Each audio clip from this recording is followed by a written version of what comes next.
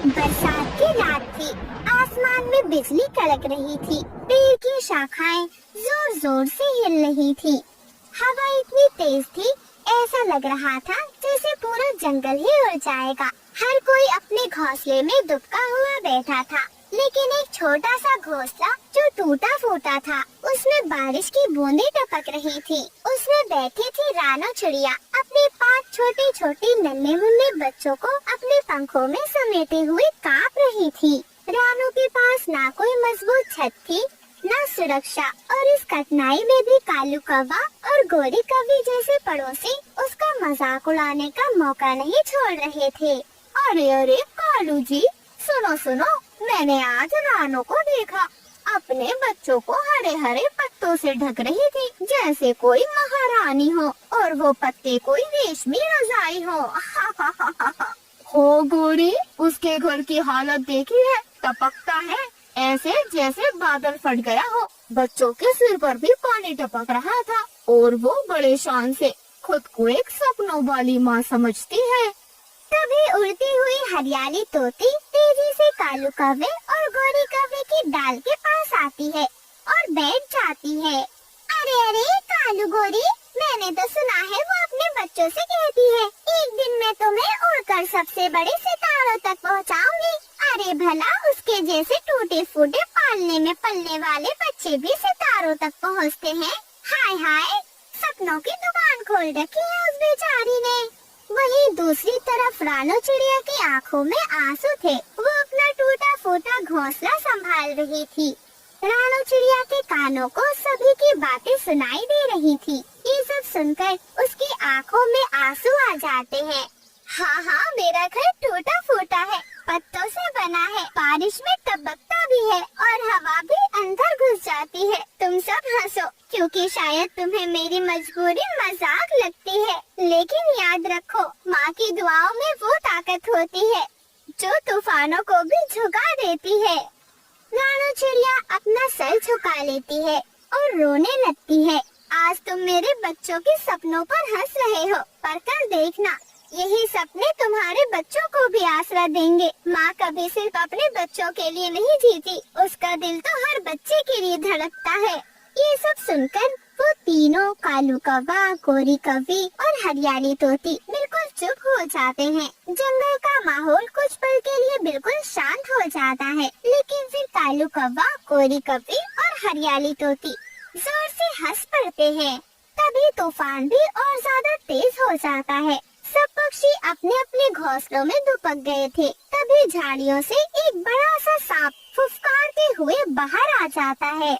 आज तो मेरी किस्मत खुली है। इन मासूम बच्चों को उनकी खुशबू से ही पेट में आग लग रही है। आज भूख का असली स्वाद मुझे मिलेगा। वाह वाह नागराज, आज तो दावत होगी, दावत। और फिर वो काला सांप गोरी कौवी के घोंसले की ओर बढ़ता है। जग्गू कौवा सांप को देखकर डर जाता है। माँ माँ माँ, बचाओ बचाओ मुझे। लेकिन सांप जोरों से झपटता है और जग्गू को पकड़ लेता है। बचाओ बचाओ माँ, और तो बचाओ बचाओ मुझे, मेरी मेरी सांस रुक रही है माँ, मेरी सांस रुक रही है। कालू कौवा घर में नहीं था। गोरी कौवी घबरा जाती है और चीखती है, लेकिन डर के मारे वो अपना एक पंख भी नहीं हिला पाती। उसी वक्त रानो चिड़िया भी सांप को जाते हुए देख लेती है। वो देखती है कि सांप जग्गू को लेकर जा रहा है। हे भगवान, ये तो जग्गू है। नहीं, मैं एक माँ हूँ और एक माँ किसी भी बच्चे को यूँ तड़पता हुआ नहीं देख सकती। मेरे होते हुए जग्गू को कुछ नहीं होगा। भगवान मेरी मदद करना। और फिर रानो चिड़िया तूफान में उड़ती हुई अपने भीगे पंखों के साथ आंखों में आग लिए और अपने दिल में ये संकल्प लिए कि बस कैसे भी कर जग्गू को बचाना है। रुक जा दुष्ट सांप, तेरे जहर से मैं डरती नहीं। मैं माँ हूँ, जान दे सकती हूँ, लेकिन तुझे बच्चों की जान लेने नहीं दूंगी, चाहे वो मेरे हो या फिर किसी और माँ के। और फिर रानो चिड़िया अपनी पूरी जान लगाकर उस सांप के ऊपर वार करती है। उसकी आंखों पर जोर जोर से चोंच मारती है। सांप भी रानो चिड़िया को दूर धकेल देता है। रानो चिड़िया जोर से गिरती है, लेकिन वो हार नहीं मानती। नहीं सांप, अगर तू सोचता है कि माँ की ममता कमजोर होती है तो तू भूल गया है कि यही ममता तूफान को भी मात दे सकती है। मेरी जान ले ले, लेकिन इस मासूम की सांसों को मत छीन। तभी कालू कौवा भी आ जाता है। कालू कौवे को देखकर रानो चिड़िया में थोड़ी हिम्मत आती है। वो दोनों मिलकर सांप पर वार करते हैं और सांप जान बचाकर तेजी से वहाँ से भाग जाता है। कालू कौवा और रानो चिड़िया दोनों जग्गू को लेकर घोंसले की ओर चले जाते हैं। गौरी कभी पेड़ की डाल पर बैठी हुई इंतजार कर रही थी। हरियाली तोती उसे समझा रही थी। अरे अरे गौरी, माफ कर दो मुझे, मैं भी तुम्हारी मदद ना कर सकी, लेकिन तुम चिंता मत करो, रानो बहुत साहसी है, वो तुम्हारे बच्चे को जरूर बचा लाएगी और मैंने कालू कौवे को भी उसी तरफ भेजा है, तुम चिंता मत करो, वो दोनों आते ही होंगे। तभी रानो चिड़िया जग्गू कौवे और कालू कौवे के साथ उस डाल पर आ जाती है। गौरी कौवी जग्गू को अपने पंखों में समेट लेती है। मेरा बच्चा, अगर तुझे कुछ हो जाता तो माँ खुद को कभी माफ नहीं कर पाती। रानो, मैं तुझे हमेशा ताना देती रही, तेरा मजाक उड़ाती रही, तुझे नीचा दिखाने में मुझे बहुत मजा आता था, लेकिन तूने तो मेरे बेटे के लिए अपनी जान तक दांव पर लगा दी। मैं बहुत शर्मिंदा हूँ। आज समझ आया है, माँ होना कोई मजाक नहीं, ये तो वो रिश्ता है जो जंगल के हर बच्चे को अपना माने।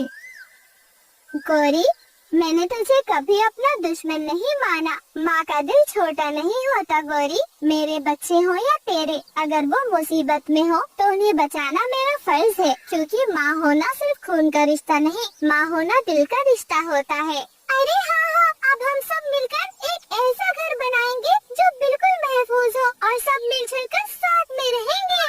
और फिर अगली सुबह जंगल के सभी पक्षी इकट्ठा होते हैं। कालू कौवा, गौरी कौवी, हरियाली तोती, सबके चेहरे बदल चुके थे। वो सब मिलकर जंगल में गुलाब चुनते हैं। उन्हें इकट्ठा कर कर धीरे धीरे एक सुंदर और मजबूत गुलाब का घर बनाते हैं। वो कांटों से घिरा था ताकि कोई भी शिकारी उस पर हमला न कर सके, और अंदर से गुलाब की पंखुड़ियों से सजा था ताकि बच्चों को नरमी और खुशबू मिल सके। अरे रानो, अब ये घर सिर्फ तेरा नहीं, ये घर हर माँ का है। अब हम सब मिलकर बच्चों की रक्षा करेंगे। हाँ, और अब मैं चुगली नहीं करूँगी रानो, अब तेरे साथ खड़ी रहूँगी। मैंने कल तेरा मजाक उड़ाया था और आज मैं तुझसे सब कुछ सीखूंगी। आज तुम सबने समझ लिया है कि असली ताकत अकेलेपन में नहीं, साथ में है। गुलाब की तरह जो नरम भी है और नुकीला भी, प्यार और सुरक्षा दोनों एक साथ हैं। यही तो असली घर है। इस कहानी से हमें सीख मिलती है, माँ की हिम्मत मजाक से बड़ी होती है। जो दूसरों की तकलीफ को समझे वही असली पड़ोसी होता है। और जब जंगल एक हो जाए तो सबसे बड़ा शिकारी भी हार जाता है। सच्ची ताकत गुलाब की तरह होती है, नरम भी और नुकीली भी। जंगल में इन दिनों बस खुशियों का ही माहौल था, क्योंकि जंगल के हर पक्षी के घर में अंडे जो हुए थे। हरियाली तोती अपने अंडों को देखकर बहुत खुश थी। मिठू तोता भोजन लेकर ही लौटा था। मिठू जी, देखो आज हम दोनों भोजन कर रहे हैं। कुछ ही दिनों बाद जब हमारे अंडों से बच्चे होंगे, तब देखना कैसे पूरा घोंसला चहचहाहट से गूंज उठेगा। हाँ, हरियाली, और तो और साथ ही हमारे बच्चे हमारे साथ भोजन किया करेंगे। हाँ मिठू जी, जब से मैंने अंडे दिए हैं, घर में बस खुशहाली ही खुशहाली है। भगवान हमारी खुशहाली को बरकरार रखे और जल्दी हमारे अंडों में से बच्चे बाहर आ जाएं। वही दूसरी तरफ कालू कौवा और गौरी कौवी रहते थे। उनके घोंसले में भी 2 अंडे हुए थे। अरे गौरी, जाकर भोजन ले आओ, देखो भूख लग रही है।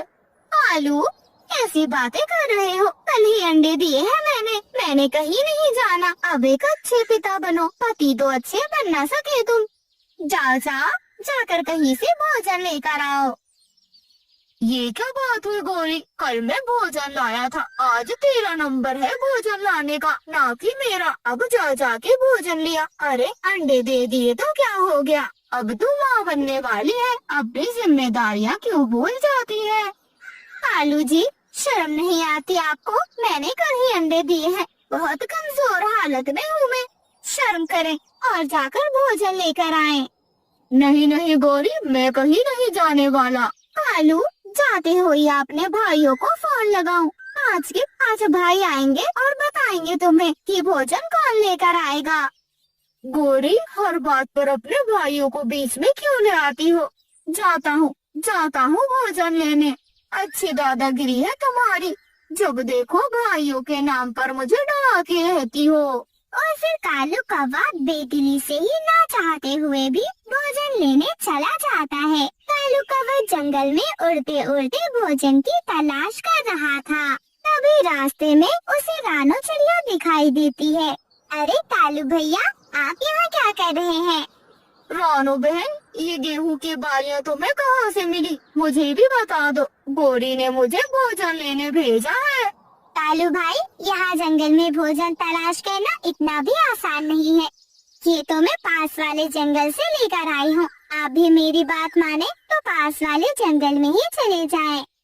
रानो बहन, क्या ये भोजन तुम्हारे लिए है? ये भोजन तो काफी है, अगर तुम मुझे आधा भोजन दे दो तो आज मेरा काम हो जाएगा, वरना गौरी बहुत मारेगी रानो बहन। इतना सुनकर रानो चिड़िया हंसती है और कालू कौवे को भोजन दे देती है। आधा आधा भोजन लेकर वो दोनों उड़कर अपने अपने घरों की ओर आ जाते हैं।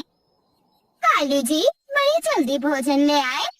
हाँ गौरी, कालू कालू नाम है मेरा, हर काम कालू कौवा रफ्तार से करता है, तेरी तरह सुस्त नहीं मैं। हाँ, पता है, सब पता है मुझे, कितने रफ्तार वाले हो। जानती हूँ, किसी न किसी से मांग कर लाए होगे भोजन, छीन कर या फिर झूठ बोल कर।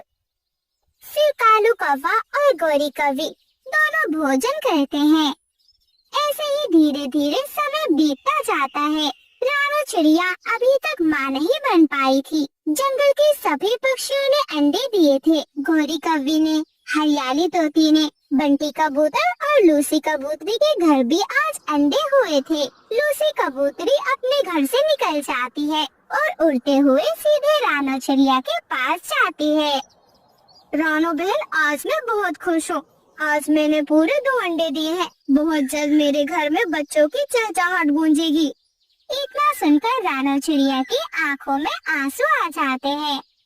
लूसी बहन, आपको क्या बताऊं, ये सब सुनकर बस मेरी आंखें नम हो जाती हैं। भगवान ना जाने मुझे ये खुशी कब देगा, लेकिन मैं भगवान से दुआ करूंगी आपके बच्चे बिल्कुल सही सलामत इस दुनिया में आ जाएं। रानो, तुम चिंता मत करो, भगवान तुम्हें भी बच्चे जरूर देगा।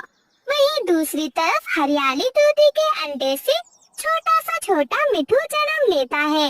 मिठू जी, हमारा बच्चा कितना कमजोर है। अरे हरियाली, चिंता मत कर, देखती जा तू, ऐसे मीठे मीठे फल अमरूद खिलाऊंगा ना कि मेरा बच्चा यूं मिनटों में तगड़ा तंदुरुस्त हो जाएगा। मेरी माँ ने मुझे बताया था, अगर हम अपने बच्चों को मीठे मीठे आम खिलाएं तो बच्चा जल्दी मोटा होता है। मिठू जी, फिर जाकर मीठे मीठे आम लेकर आए। हाँ हरियाली, जाता हूँ, अभी जाता हूँ। अपने बच्चे के लिए नहीं जाऊंगा तो किसके लिए जाऊंगा। वहीं दूसरी तरफ कालू कौवे की पत्नी कालू कौवे से लड़ रही थी। उसके अंडे से एक प्यारा सा बेटा जग्गू जन्म ले चुका था। मम्मा, मुझे भूख लगी है, भोजन ला कर दो ना। कालू, क्या कानों में रुई ठूस रखी है, सुनाई नहीं देता? तेरे बेटे को भूख लगी है, जाकर भोजन लेकर आ। गौरी, अब क्या भोजन लाने का मैंने ही ठेका ले लिया है, तुम क्यों नहीं चली जाती भोजन लेने? जाकर जग्गू को भी घुमा लाना गौरी। ठीक है कालू, आज तो चली जाती हूँ, लेकिन कल तुझे ही भोजन लाना होगा। ऐसा कहकर गौरी कौवी अपने घोंसले से निकल जाती है। रास्ते में उसे रानो चिड़िया मिलती है। अरे गौरी बहन, मैंने सुना है आपके अंडे से बेटे ने जन्म लिया है। मैं आऊंगी आपके बेटे से मिलने। गौरी कौवी उसे बहुत बुरा जवाब देती है, जो सुनकर रानो चिड़िया की आँख में आंसू आ जाते हैं। नहीं नहीं रानो, मेरे घर आने की जरूरत नहीं है। वैसे भी रानो, मैंने बहुत सालों बाद अंडा दिया है। मैं नहीं चाहती तुझ जैसी बांझ चिड़िया का साया मेरे अंडों पर पड़े।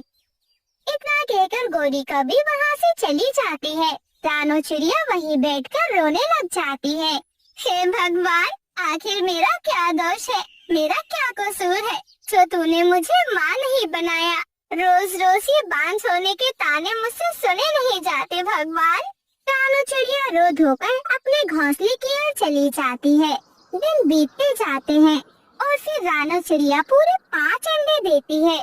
पूरे जंगल में ये खबर तेजी से फैल जाती है और कुछ ही दिनों बाद रानो चिड़िया के अंडे से पूरे 5 बच्चे जन्म लेते हैं। रानो चिड़िया अपने बच्चों के साथ बहुत खुश थी।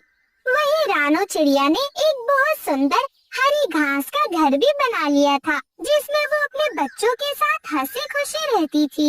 मेरे बच्चों, तुम्हें इस घर में अब किसी चीज की कमी नहीं होगी। ये घर मैंने तुम्हारे लिए खास हरी घास से बनाया है। रानो चिड़िया अपने बच्चों के साथ हंसी खुशी उस हरी घास के घर में रहने लग जाती है। इस कहानी से हमें सीख मिलती है, धैर्य और विश्वास से बड़ी कमी पूरी हो सकती है। जब समय सही होता है तो प्रकृति हर अधूरी कहानी को पूरा कर देती है। रानो चिड़िया की प्रतीक्षा ने उसे सिखाया कि देर से ही सही, लेकिन सच्चे मन की पुकार हमेशा सुनी जाती है।